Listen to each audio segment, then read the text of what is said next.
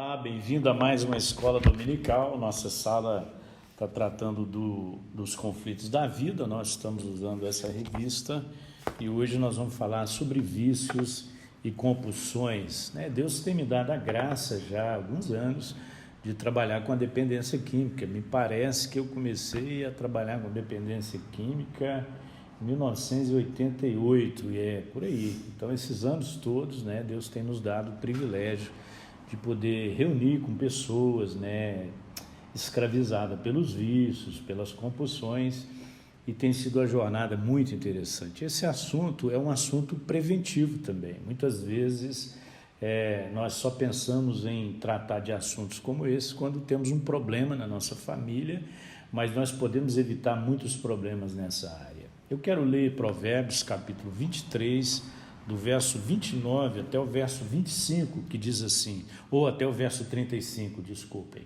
De quem são os ais? De quem as tristezas? E as brigas, de quem são? E os ferimentos desnecessários? De quem são os olhos vermelhos? Dos que se demoram bebendo vinho, dos que andam à procura de bebida misturada.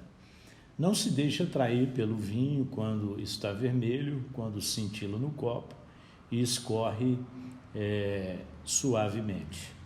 No fim, ele morde como a serpente e envenena como víbora. Seus olhos verão coisas estranhas e a sua mente imaginará coisas distorcidas. Você será como quem dorme no meio do mar, como quem se deita no alto das cordas do mastro. E dirá, espancaram-me, mas eu nada senti. Bateram em mim, mas nem percebi. E quando acordei, para que possa beber mais uma vez. Quando nós olhamos para a definição de vício e de compulsão, nós encontramos as seguintes definições. Vício é qualquer prática de atos repetitivos, difícil ou impossível de controlar, tanto no aspecto psicológico quanto físico. Um dos problemas mais sérios do vício, é a negação. Nós trabalhamos na dependência química e usamos os 12 passos, do NA e do AA. Os 12 passos começam com a negação. Essa é a parte mais difícil, quando você vai tratar da dependência química, é quando as pessoas não aceitam, não reconhecem que de fato elas têm um problema nessa área, elas têm um vício, uma dependência. Então, quando você vence a negação, você está pronto para ser tratado, mas esse é o ponto mais difícil. Então, vício é essa compulsão que a pessoa tem e ela não dá conta de controlar. E compulsão, que também é uma forma de vício, é um processo inconsciente pelo qual o indivíduo repete determinado tipo de comportamento sem conseguir se conter, apesar dos resultados. Ele sabe que os resultados são maléficos, são prejudiciais, ele tem consciência disso, mas ele não tem controle sobre isso. Nós vamos falar mais na frente sobre algumas compulsões. Algumas compulsões, elas são da pós-modernidade, por conta das ansiedades que as pessoas vão desenvolvendo. E a maioria das pessoas compulsivas não sabe que são compulsivas, elas não sabem nem que se trata de uma doença.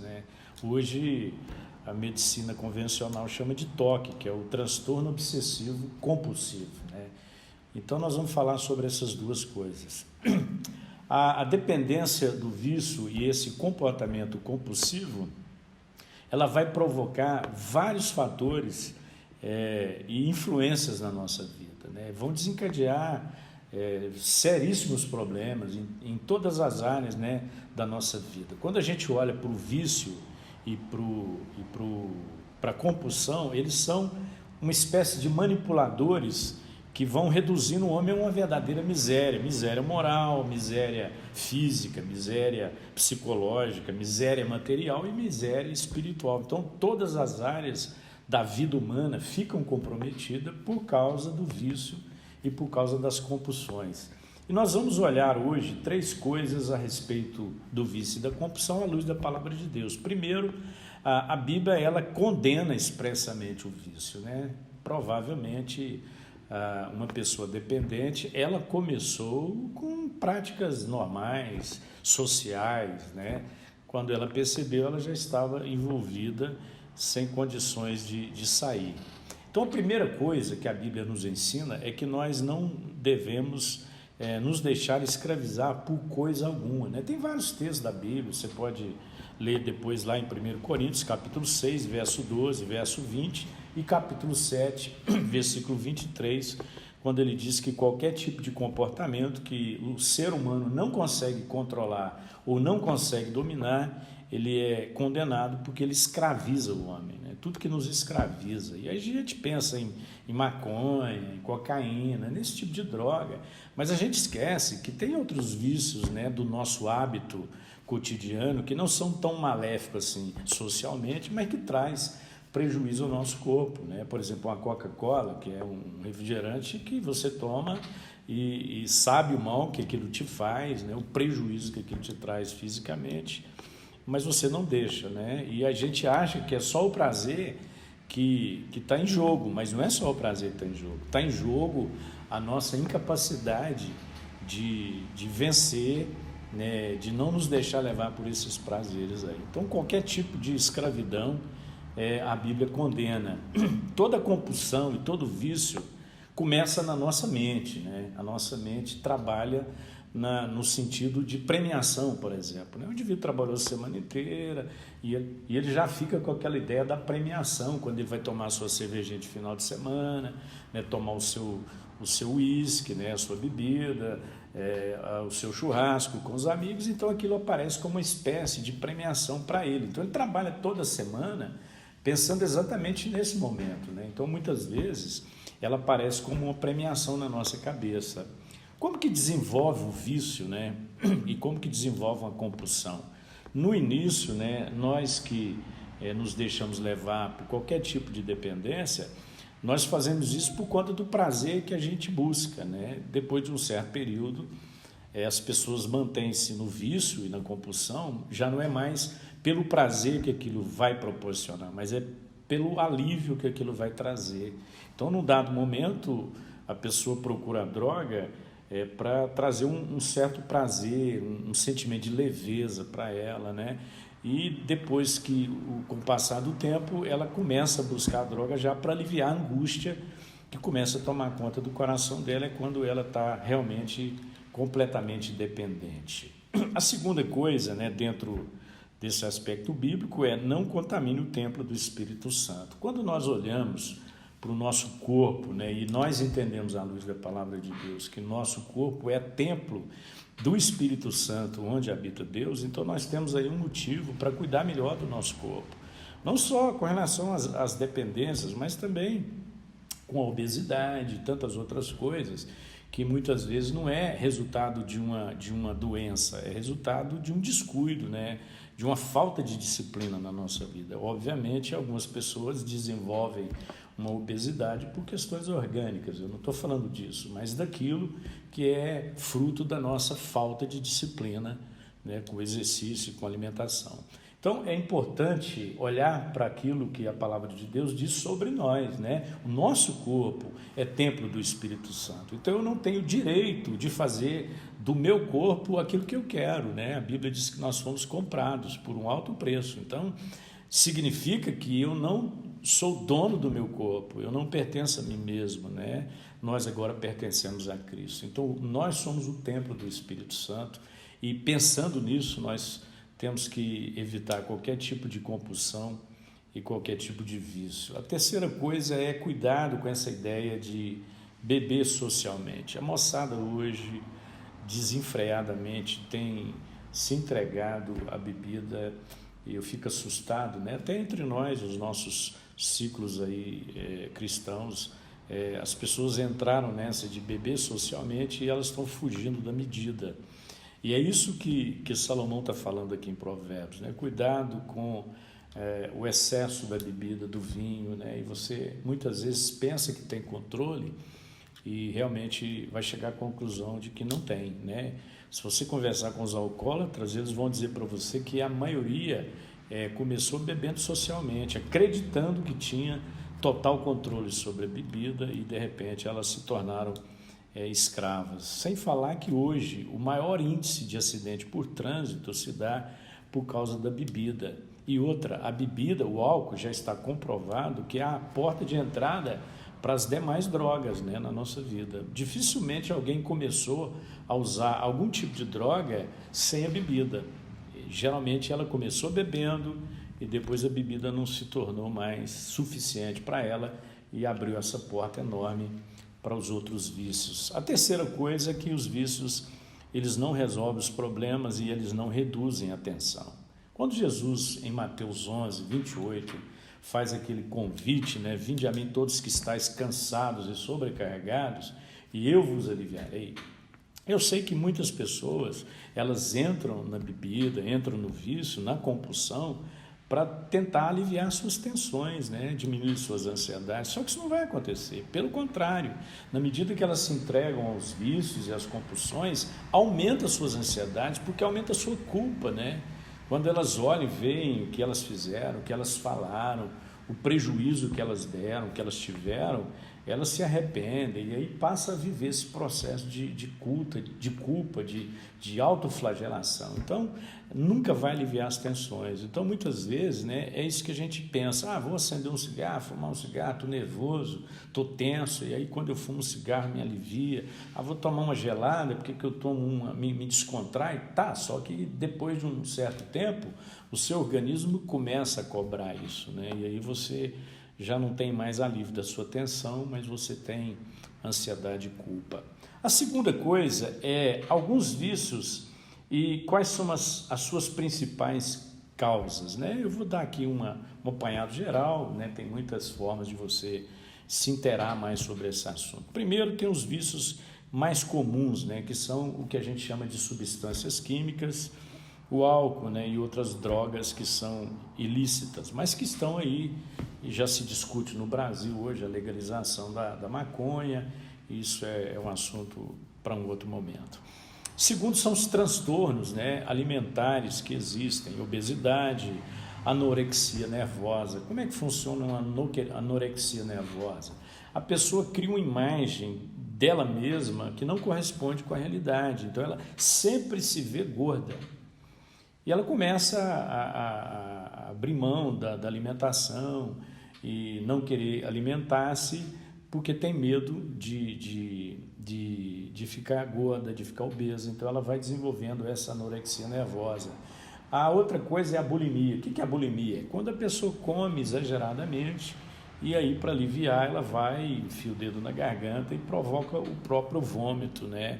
Porque ela acredita que fazendo isso ela pode comer, ela pode desfrutar de todos os prazeres alimentares, uma vez que ela vai jogar isso fora. No começo é uma coisa forçada e daqui a pouco ela começa espontaneamente a ter bulimia, e aí é um problema, né? E ela precisa ir para o médico, passar por um tratamento psiquiátrico, e é complicado.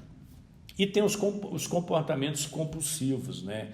Que podem ser na área da alimentação, uma pessoa que come exageradamente, né? Sem perceber que está comendo, né? Porque o compulsivo, ele faz aquilo e ele não percebe, né? Ele não consegue mensurar aquilo. Tem o compulsivo de compra, né? Hoje é um problema, né? Tem muitos casamentos em conflitos, né? Em discórdias, exatamente porque ou a mulher ou o marido tem essa compulsão de compra, né? De gastar. Isso é uma forma de compensar, de resolver uma autoestima. Então, as pessoas, elas acreditam que são na medida que elas têm. E, às vezes, nem compram para usar. Elas compram pelo prazer de ter o objeto, né? A sensação de alívio é em ter o objeto, né? O poder da compra. Então, você tem esse tipo de compulsão. Tem compulsão de sexo, gente que quer sexo o tempo todo, né? Ela não tem controle sobre isso, né? Tem compulsão por bebida e uma série de outras coisas.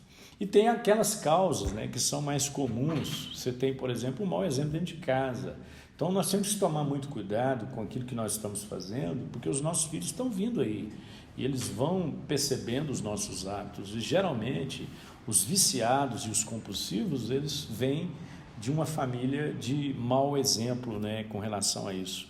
Outras pessoas o desejo de fuga, elas não dão conta de enfrentar uma realidade, então elas elas fogem para as compulsões. Então a compulsão é uma maneira dela fugir. Uma outra causa comum é a influência de amigos, né? Influência de amigos. Muitas vezes, na adolescência, a gente chama isso de pressão da turma, né? Há uma necessidade de aceitação social. E aí, às vezes, para fazer parte de um grupo, você precisa praticar alguns hábitos. Tem hoje o cigarro eletrônico, por exemplo, que é uma ferramenta de inclusão social, e que as pessoas que não fazem uso disso, elas se sentem excluídas. E, às vezes, elas entram exatamente para se sentirem parte do grupo. Então, tem que tomar muito cuidado com essas pressões sociais e com as influências dos amigos. Existem algumas compulsões que elas têm uma origem orgânica, né? Aí já não é mais uma questão emocional, tem um distúrbio orgânico por trás disso, e aí requer cuidado, né? Requer mais atenção, ok? E eu quero partir para o final aqui e falar sobre como enfrentar a realidade dos vícios e das compulsões. À luz da palavra de Deus, nós temos o Espírito Santo, né? A Bíblia diz que o Espírito Santo nos convence do pecado, da justiça e do juízo. Então, o Espírito Santo, né, que habita em nós, é com quem eu e você podemos contar para poder vencer todas as nossas compulsões e todos os vícios que muitas vezes estão aí nos desafiando. Só o Espírito Santo tem o pleno poder que nós vamos ver agora juntos aqui. Primeiro, a Bíblia diz que o Espírito Santo, ele nos convence do pecado. Muitas vezes, eu disse aqui no começo que a primeira barreira, né, que o dependente tem é de reconhecer a sua total dependência, né? Então, geralmente a gente pega uma referência mais deturpada, alguém mais desequilibrado do que nós, para dizer, isso aí que é dependência, né? Eu não cheguei nesse ponto, então eu não perco dia de trabalho por causa da bebida, eu não brigo com as pessoas, eu não agrido. Então, enquanto tem gente perdendo o dia de trabalho por causa da bebida, brigando, então ele olha para essa referência e diz, eu não sou dependente. Então, há essa negação. Então, o Espírito Santo é que vai nos convencer, né? Mostrar que realmente nós estamos precisando de ajuda. O Espírito Santo é que regenera o homem, né? Eu trabalho com dependência há muito tempo, nós temos algumas técnicas, algumas ferramentas que nós usamos, mas sem dúvida nenhuma, né? Jesus diz, conhecereis a verdade vos libertará. Então, o homem por si só, pela sua força de vontade, né? Só isso não é suficiente. Então, nós temos que orar e crer na obra regeneradora do Espírito Santo. A Bíblia diz, se alguém está em Cristo, é nova criatura, né? Conhecereis a verdade vos libertará.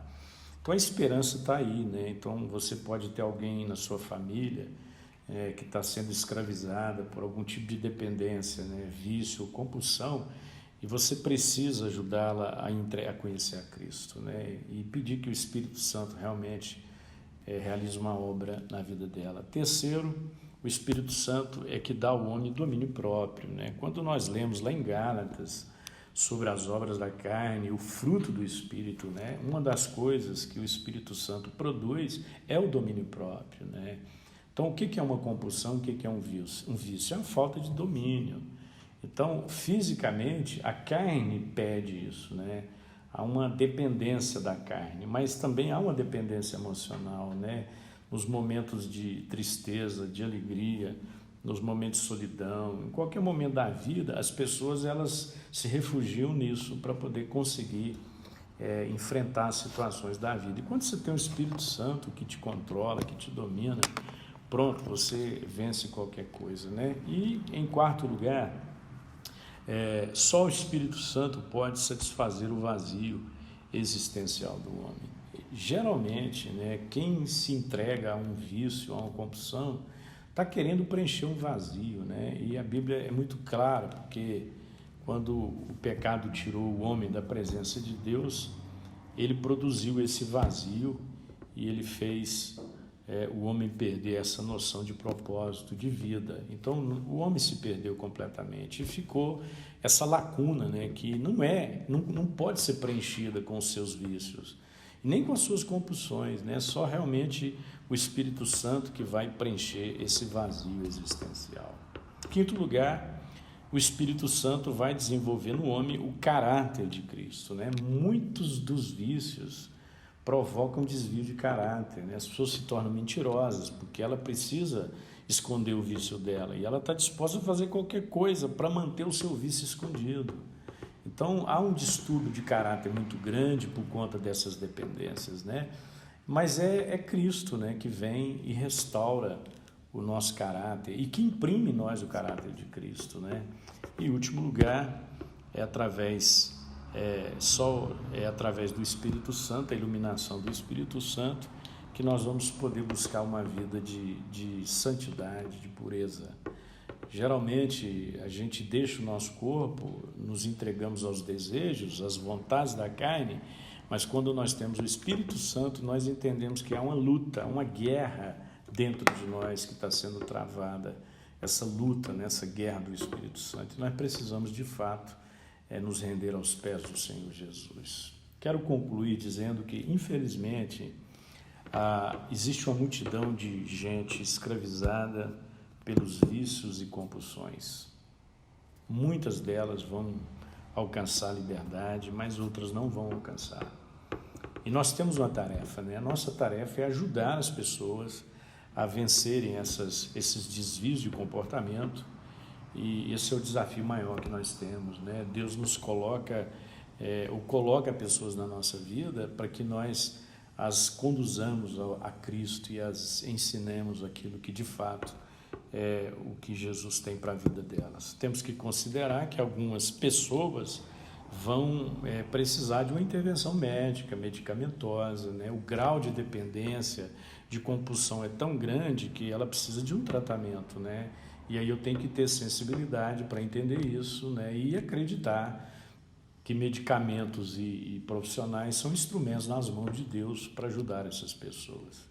Então eu espero que você aprenda com essa aula a importância de ter uma vida livre, né? Não comece a procurar um caminho que vai te escravizar. Cuidado com aquelas coisas que você acredita que tem controle sobre elas. Visite casas de recuperação, bate um papo com quem enfrentou vícios e compulsões na vida, senta com ela e vai ouvir sua história. Você vai perceber que a maioria delas começou exatamente como você. E elas não acreditavam que elas poderiam se tornar dependentes, escravas, e elas se tornaram. E só pela graça e misericórdia de Deus elas conseguiram sair. Então não brinca com isso, né? O escritor da carta, ou Provérbios, né, Salomão, deixou tão claro, né, sobre o que traz briga, o que traz ira, o que traz rixa, o que traz desequilíbrio, né?